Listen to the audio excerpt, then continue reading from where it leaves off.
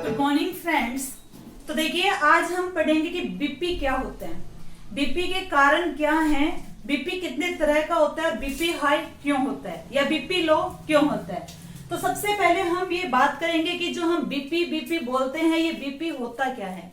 तो बच्चों बीपी का मीनिंग होता है, बी से बनता है ब्लड और पी से क्या बनेगा, प्रेशर।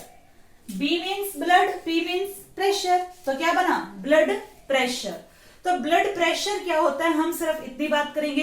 देखिए प्रेशर क्या होता है, प्रेशर होता है दाब। जैसे कि हमने गुब्बारे में हवा भरी तो उसकी दीवारों पे भी क्या लगता है, प्रेशर लगता है। या फिर हमारे घरों में जो पानी आता है वो भी प्रेशर पे ही आता है। हम टंकी में पानी भरते हैं तो वो प्रेशर के कारण ही बच्चों ऊपर जाता है। तो प्रेशर जो होता है, हमने पढ़ा पदार्थ की अवस्थाएं जो कि होती है 5। मेनली बात करें 3 की, ठोस, द्रव और गैस। तीनों में से प्रेशर सबसे ज्यादा कौन लगाती है, गैस लगाती हैं। गैस क्या लगाती है, दाब लगाती है बच्चों।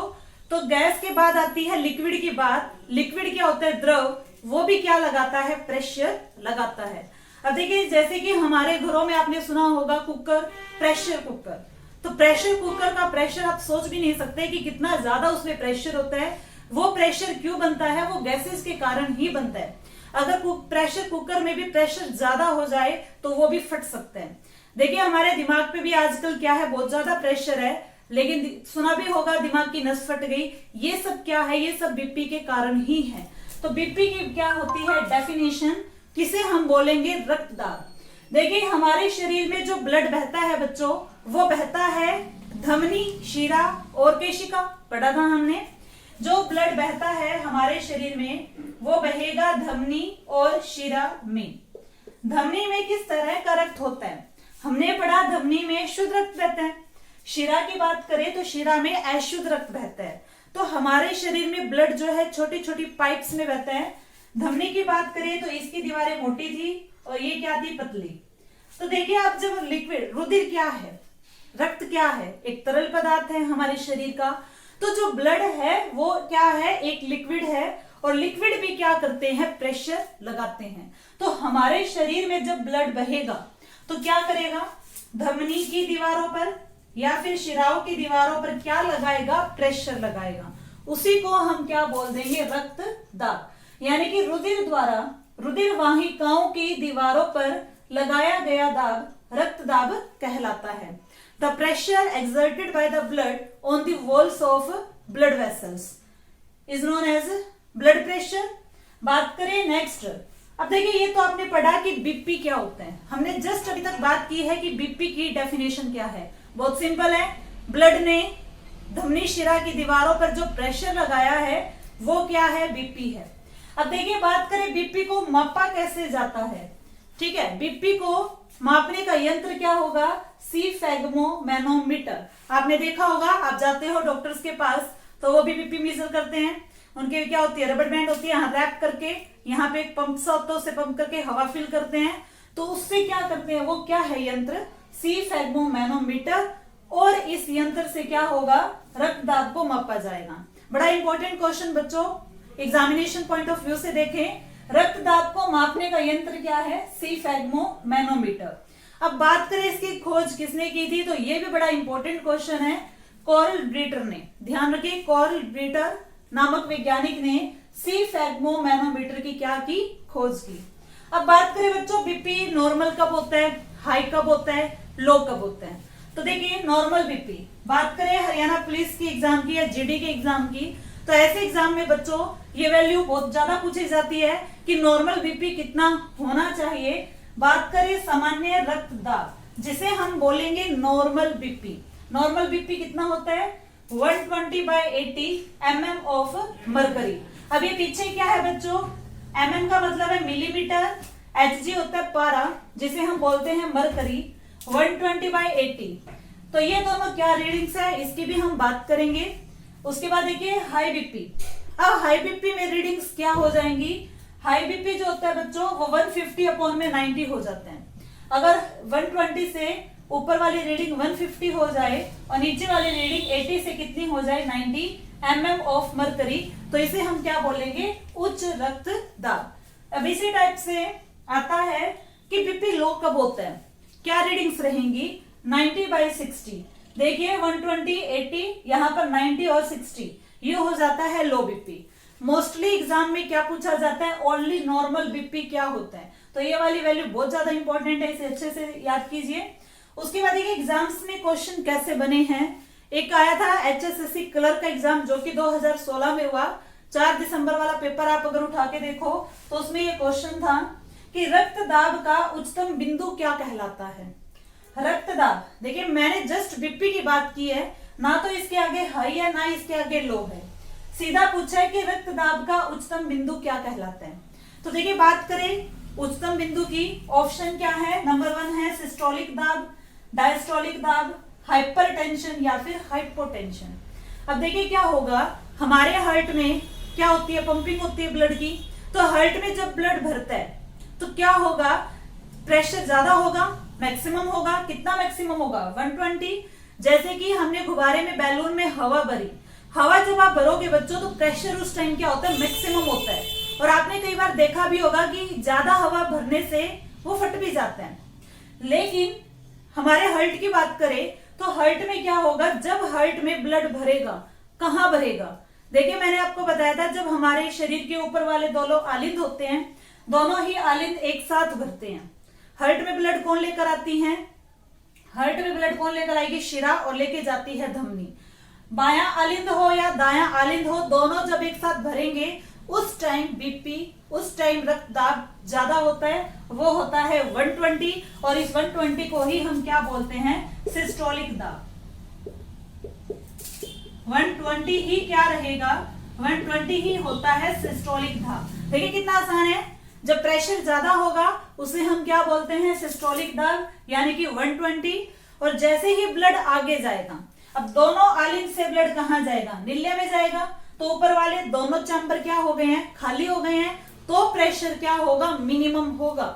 जैसे कि गुब्बारे से हवा निकाल दी, अब हवा निकाल दी तो प्रेशर क्या होगा, कम होगा, उसी को हम क्या बोलते हैं, 80 की रीडिंग, यानी कि 80 क्या है, 80 हो जाएगा डायस्टोलिक, 80 क्या हो जाएगा, डायस्टोलिक।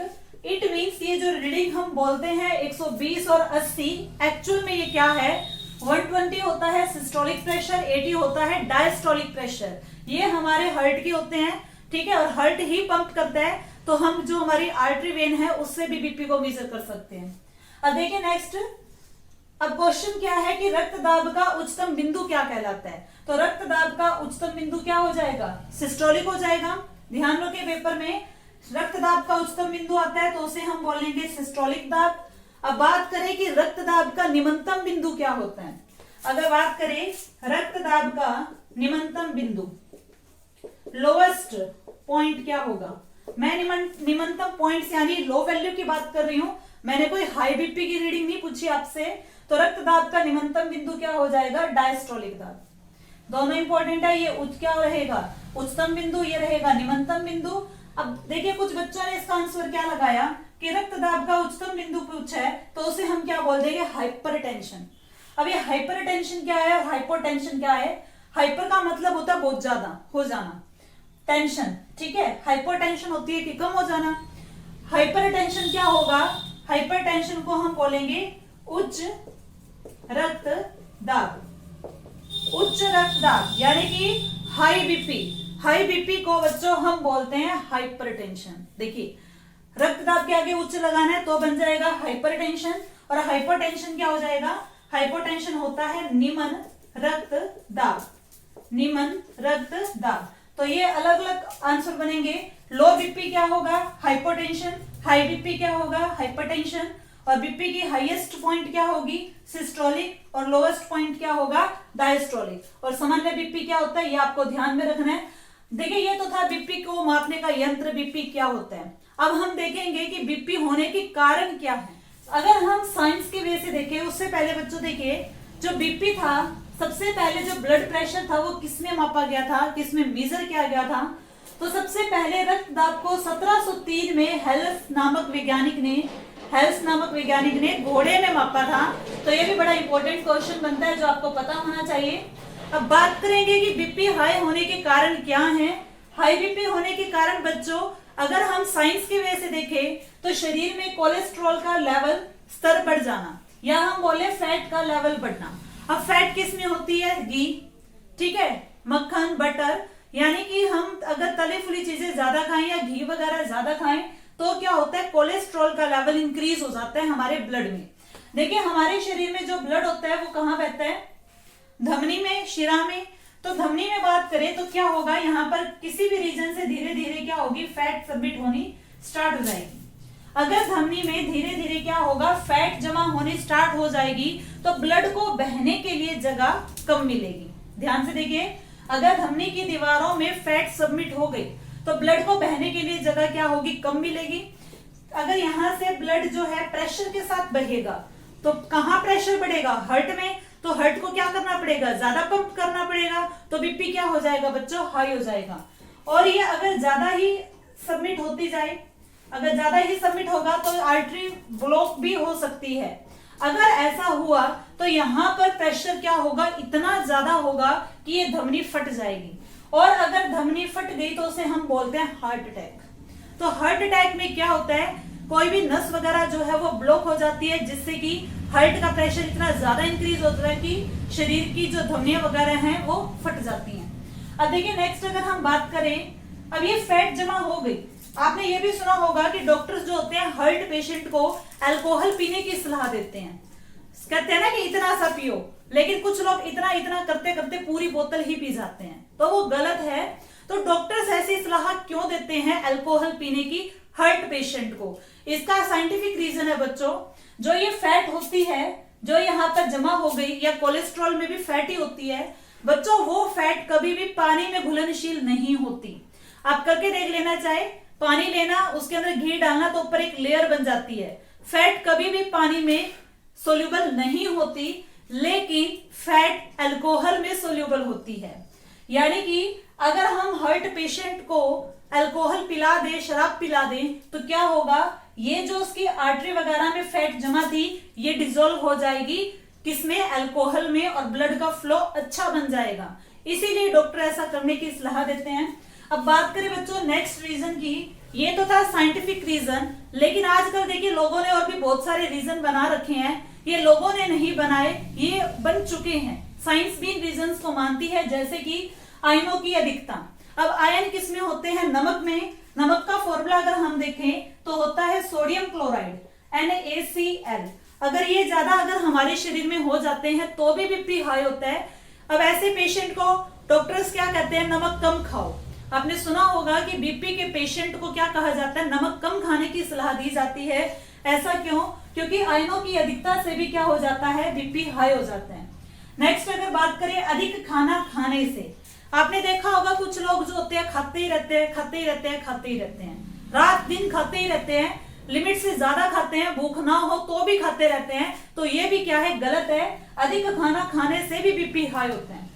और देखिए अधिक भागदौड़ करने से आपका जो लाइफ है, आपकी जो रूटीन बनी हुई है वो काफी व्यस्त है, सुबह से लेकर शाम तक आप भागते ही रहते हो, टेंशन भरी आपकी लाइफ है, आपको कोई रेस्ट नहीं मिलता, तो भी क्या देखा गया, ऐसे लोगों में बीपी हाई होने की शिकायत रहती है। यानी कि अधिक भागदौड़ करने से बिजी लाइफ, टेंशन, स्ट्रेस काफी ले लिया, कोई एग्जाम क्लियर नहीं हुआ तो भी बीपी हाई या लो हो जाता है।